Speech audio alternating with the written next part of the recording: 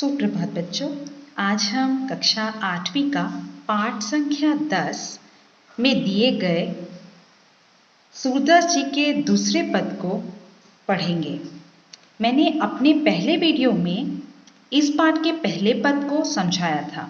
अगर आपने वो ना देखा हो तो आपको डिस्क्रिप्शन में लिंक मिल जाएगा, देख लीजिएगा। यह पद सूरदास जी का अत्यंत प्रचलित पद है और वैसे भी श्री कृष्ण की बाल लीलाओं में माखन चोरी की लीला सुप्रसिद्ध है। वैसे तो कन्हैया ग्वालियरों के घरों में जा जाकर माखन चुराकर खाया करते थे, लेकिन इस पद में उन्होंने अपने घर में माखन चोरी की है और यशोदा माँ ने उन्हें देख भी लिया है और वह अपना पक्ष किस तरह यशोदा माँ के सामने रखते हैं, यही इस पद की विशेषता है। इस पद में सूरदास जी ने श्री कृष्ण का जिस प्रकार वर्णन किया है ऐसा कहीं और देखने को नहीं मिलता है। आइए इस पद को एक बार पढ़ें, फिर शब्दों के अर्थ के साथ पंक्तियों के अर्थ को भी समझेंगे। मैया मैं नहीं माखन खायो, ख्याल परे ये सखा सबे मिली, मेरे मुख लपटायो, देखी तुही सीके पर भाजन, ऊंचे धरी लटकायो, हों जू कहत नान्हे कर, अपने में कैसे करी पायो, मुख ददी पोची बुद्धि ईक किन्ही, दोना पिठी दुरायो, डारी साटी मुसुकाई जसोदा, श्याम ही कंठ लगायो, बाल विनोद मोद मन मोहिए, भक्ति प्रताप दिखायो, सूरदास जसुमत को ये सुख, शिव बिरंची नहीं पायो। आइए अब इसके अर्थ को जानते हैं। मैया मैं नहीं माखन खायो, मैया यानी कि माँ, नहीं का अर्थ ना और माखन मक्खन, खायो यानी कि खाना। तो इस पंक्ति में श्री कृष्ण जी अपनी यशोदा माँ से कह रहे हैं कि माँ मैंने मक्खन नहीं खाया। और ये कब कहते हैं, ये कब कह रहे हैं, ये कब कहते हैं जब वे चोरी अपने ही घर पर करते हैं और यशोदा माँ उन्हें चोरी करते हुए पकड़ लेती हैं, तब वे बोलते हैं कि उन्होंने मक्खन नहीं खाया। आगे देखते हैं। ख्याल परे ये सखा सबे मिली, मेरे मुख लपटायो। सखा यानी कि मित्र, दोस्त, सबे मिली यानी कि सबने मिलकर, मेरे मुख लपटायो, मुख यानी कि फेस, चेहरा या मुंह, लपटायो यानी लपेटना या लगाना। तो यहाँ इस पंक्ति में श्री कृष्ण चोरी में पकड़े जाने पर सफाई देते हुए कह रहे हैं कि ये सब उनके दोस्तों ने किया है, सब दोस्तों ने मिलकर उनके मुंह में मक्खन लपेट दिया। देखी तुही सीके पर भाजन, ऊंचे धरी लटकायो। देखी यानी कि देखा, देखो या देखना, सीके यानी कि जिस पर दही या मक्खन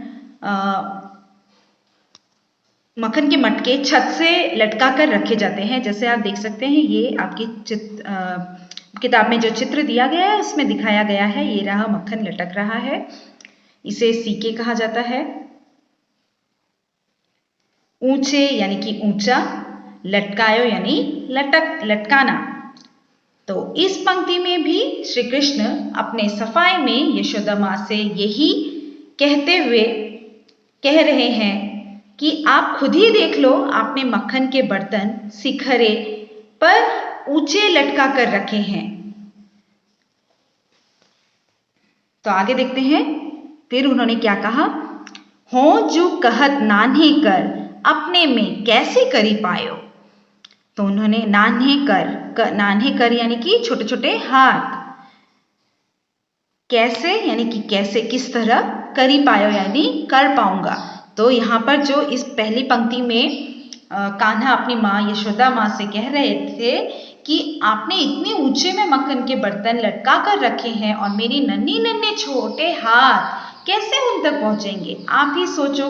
तो इस पंक्ति में कान्हा जी अपने माँ से कह रहे हैं कि आपने इतने ऊंचे में मक्खन के बर्तन लटका कर रखे हैं, मेरे ये छोटे छोटे हाथ कैसे उन तक पहुंचेंगे। तो आगे देखते हैं। मुख तदी पोछी बुद्धि ई किन्ही, दोना पीठी दुरायो। दधी यानी कि दही, मुख यानी कि मुंह, पोछी यानी कि पोछना, बुद्धि यानी कि चालाकी या बुद्धिमानी, दोना यानी कि पात्र जिस पर हम कुछ भी रखकर खाते हैं, पिठी तुरायो यानी कि पीछे छुपा लेना। तो माँ के सामने अपना पक्ष रखते हुए कान्हा मुख में लगे मक्खन को पोंछते हैं और एक दोना जिसमें माखन बच गया था उसे अपने पीछे छुपा लेते हैं। जैसे कि चित्र में देखिए ये रहे पीछे हुए छिपा रहे हैं, कान्हा जी अपने पीछे छुपा लिया उन्होंने। डारी साटी मुस्काई जसोदा, श्याम ही कंठ लगायो। डारी साटी यानी कि छड़ी फेंककर, मुस्काई यानी मुस्कुराना, श्याम ही यानी कि कृष्ण, कंठ यानी कि गला और लगायो यानी कि लगा लेना। तो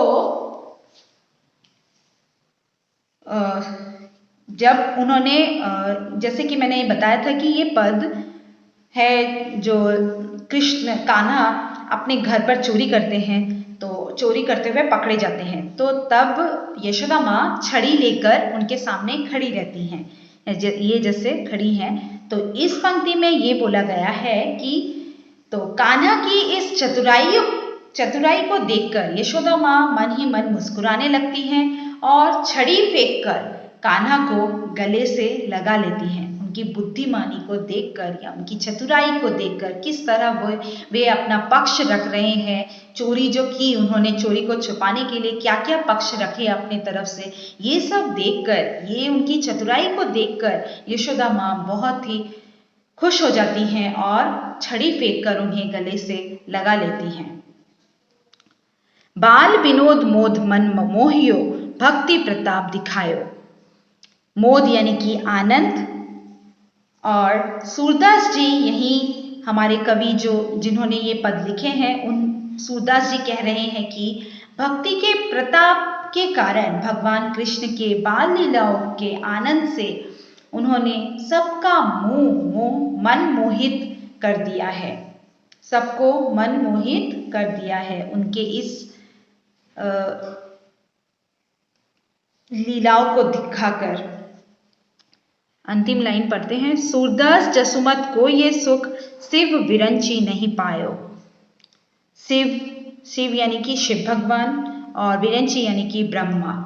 तो अंत में सूरदास जी यही कह रहे हैं कि कृष्ण को अपने बेटे के रूप में पाकर यशोदा माँ को जिस सुख की प्राप्ति हुई है, वह सुख शिव और ब्रह्मा भी नहीं पा सके। तो ये थे शब्दों के साथ, पंक्तियों के साथ अर्थ को मैंने आप लोगों को समझाया। अब इसके अर्थ को एक साथ जानते हैं और आपकी किताब में भी दिया गया है, आप ये पढ़ सकते हो यहीं से। तो आइए अब मैं आप लोगों को एक साथ ये इस पद का अर्थ बताती हूँ। तो जैसे कि मैंने आप लोगों को बताया कि यहाँ पर कान्हा जी अपने ही घर पर चोरी करते हैं, मक्खन चुरा कर खा रहे होते हैं, तभी यशोदा माँ उन्हें देख लेती हैं। तो देखने के बाद वे कान्हा से, उसके बाद जो उन दोनों के बीच में वार्तालाप होता है, उसी चीज को यहाँ पर इस पद में दिया गया है। तो देखने के बाद कान्हा तभी अपनी सफाई में अपनी माँ से कहने लगते हैं, माँ मैंने मक्खन नहीं खाया और मुझे ऐसा लगता है कि मेरे साथ मेरे दोस्तों ने मेरे मुख पर माखन लगा दिया है। नहीं तो आप ही सोचो, आपने इतने ऊंचे में ये मटके लटका कर रखे हुए हैं, इन्हें मेरे छोटे छोटे हाथ कैसे पहुंचेंगे इन तक। तो इतने में कृष्ण को एक उपाय सूझता है और वे अपने मुंह से दही पोंछकर दोने को छुपा लेते हैं अपने पीछे। और इस कृष्ण के इस भोलेपन को देखकर यशोदा माँ ने हाथ से छड़ी फेंक देती हैं और मुस्कुराकर उन्हें गले लगा लेती हैं। भक्ति के इस प्रताप के कारण भगवान कृष्ण ने बाल क्रीड़ा के आनंद से सबके मन को मोहित कर लिया। और सूरदास जी कहते हैं कि कृष्ण को पुत्र में पाकर यशोदा को जो सुख मिला है वो सुख शिव और ब्रह्मा भी नहीं पा सके। तो ये थी हमारी आज की क्लास। तो आपने आज के क्लास में आप लोगों ने दूसरे पद के अर्थ को जाना। उम्मीद है आपको ये अर्थ मैं अच्छे से समझा पाई हूँ, शब्दों के द्वारा शब्दों के अर्थ अच्छे से समझा पाई हूँ, फिर पंक्तियों के अर्थ भी अच्छे से समझा पाई हूँ सब शब्दों के अर्थ के द्वारा। उम्मीद है आपको ये दोनों पद बहुत ही अच्छी तरह से समझ में आया होगा। अगर आपको नहीं समझ में आता है तो आप खुद से ये पद पढ़ सकते हैं, उसके बाद आपको ये आपका जो कन्फ्यूजन है वो पूरा क्लियर हो जाएगा। तो आज के लिए बस इतना ही। अगर आपको मेरा वीडियो अच्छा लगता है तो वीडियो को लाइक कीजिए और इस वीडियो को ज़्यादा से ज़्यादा शेयर कीजिए।